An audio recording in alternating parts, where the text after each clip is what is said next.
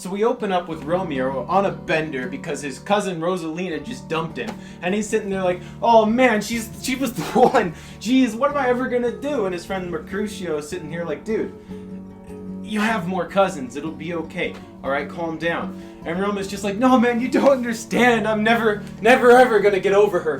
Being a good friend is all like, alright. I know you're heartbroken, man, but here's the plan, alright? We're gonna go to this party. You know those people that we hate, those Capulets? Yeah, we hate those guys. So we're gonna go to their party, see if we like any of their women, because that makes sense, and also maybe pull a prank or two. Okay, we'll give it a go. Romeo, Mercutio, and some other people show up to this party. They got masks on because it's some sort of masquerade for some reason. Alright, and they're like, alright, we gotta get into this party, alright? So Mercutio gets everybody, he's like, alright everybody, masks on, best behavior, we're gonna get in there, we're gonna pull the best prank, this side of, I don't remember where this is. And Romeo looks across the way, and what does he see? A 13-year-old girl. Now the story never says how old Romeo is, but if you look it up, he's anywhere between 15 and 23 years old. So Romeo, completely awestruck, breathtaken by this minor. So he walks over there, and he's just like, hey girl, you know, hits her with whatever pickup line of the time, and she's just instantly entrenched, like, oh geez, wow, this man, he's so mature, and he's all like, guys, it's fine, she's mature for her age, is just enough. So they're hitting it off, they're having a great time, when suddenly Mercutio, or whoever, decided to pull the prank that was half the reason they were there. Wow, party crashers. So Romeo and Mercutio, they get out, they're walking away, and Romeo's sitting here like, oh my gosh, she is the most beautiful person in the world, you don't understand, I need her. And he's like, wait, the 13-year-old of the family that we hate? Wait, hold on. What happened to Rosalina? She was like, wasn't it just this morning that you were all heartbroken about her? And he's like, who's this Rosalina? I don't even care, man. I've got a 13-year-old girl now. Mercutio calls him an idiot. They walk off, and then we have scene transition over to Juliet, right? Meanwhile, Juliet's sitting there. She's talking to her nurse or whatever, and she's just telling her about this glorious, handsome pedophile that she met at the party.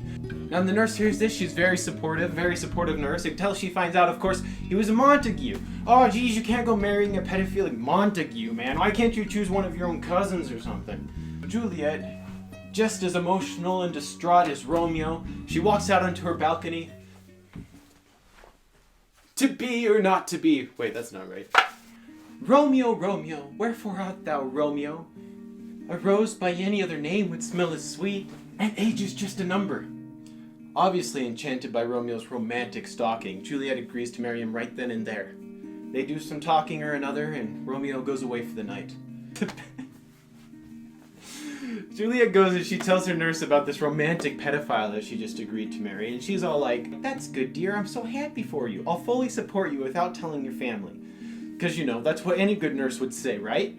So Romeo comes up with the plans for marriage. They're just gonna run off and elope with some guy named Friar Lawrence, or some guy, I guess. So they waltz into the chapel, and they're just like, hey, Friar Lawrence, I know that I'm an adult and she's 13, and our families hate each other, and you've never seen us here before, but hey, won't you marry us right here and now? Friar Lawrence is the best friar in the town, and so he did what any responsible authority figure would do. Marry both of them together, even though their families hate each other, and then tell no one. Do you, Romeo, take Juliet to be your unlawfully wedded wife? I do. And do you, Juliet, take Romeo to be your unlawfully wedded husband? I do. I now pronounce you pedophile and 13-year-old.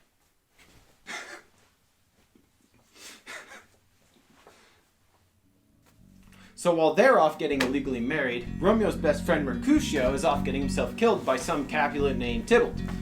Totally oblivious to this, Romeo is off with the nurse arranging for her to let down ropes over Juliet's balcony so that he could have his honeymoon with her that night. Then somebody comes up and he's like, oh geez, Romeo, some guy just killed your guy Mercutio. Oh man, that freaking Tybalt guy. Now quick side note here, the punishment for killing somebody in this world is death, alright? So this Tybalt guy is already marked for death, you know, he's in the wrong, he's gonna be put to death, right? So Romeo, knowing this, runs off and he's all like, Tybalt, you piece of crap, I'ma freaking kill you right here and now. And so he comes off, he grabs his sword, Tybalt falls over, he does dead. Then Romeo's like, oh crap, that's right, the punishment for that is death. But I just got married to the most dreamy 13-year-old in the world.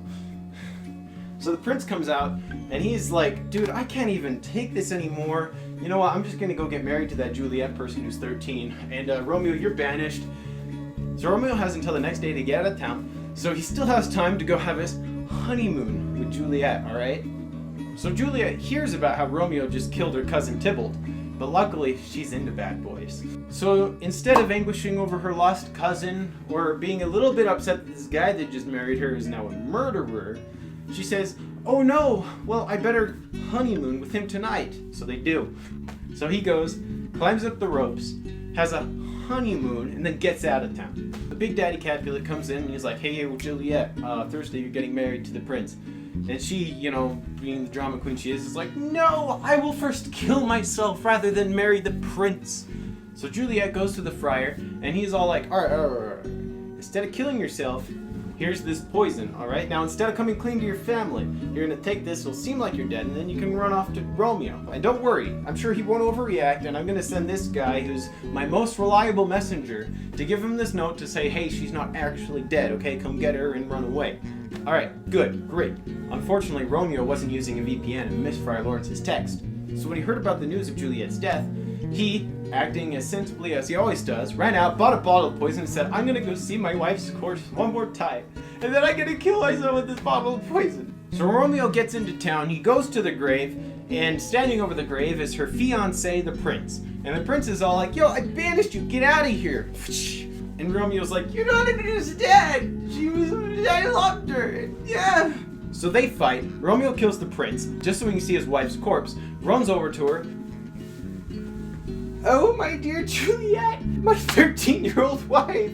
Life is so unfair. Let it be no longer. And he takes his poison, he drinks it, freaking falls over dead.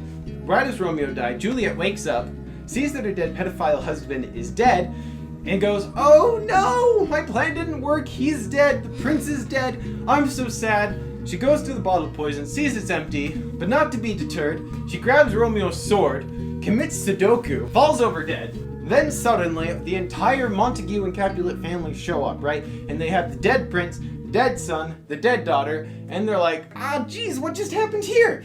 So Friar Lawrence comes up and he's just like, guys, you know, it's... These guys were in love, and because of your terrible family bonds, they're dead, and the prince is dead, and so, you know, the Montagues and Capulets, you know, they didn't do what they're not like, hey, because of your daughter, my son's dead, and they're not like, hey, because of your son, my daughter's dead. No. They do what anybody who's had a blood feud for generations would do. They just go, oh, geez, well, they're dead. I guess we're friends now. Okay, man. Yeah, man, we're friends now, I guess. All right, and they all go and live happily ever after, except for all the dead people, and I don't know what they did about the prince. So there you go. That was the story of Romeo and Juliet. Two star-crossed lovers who were never meant to be, that defied all odds and killed themselves.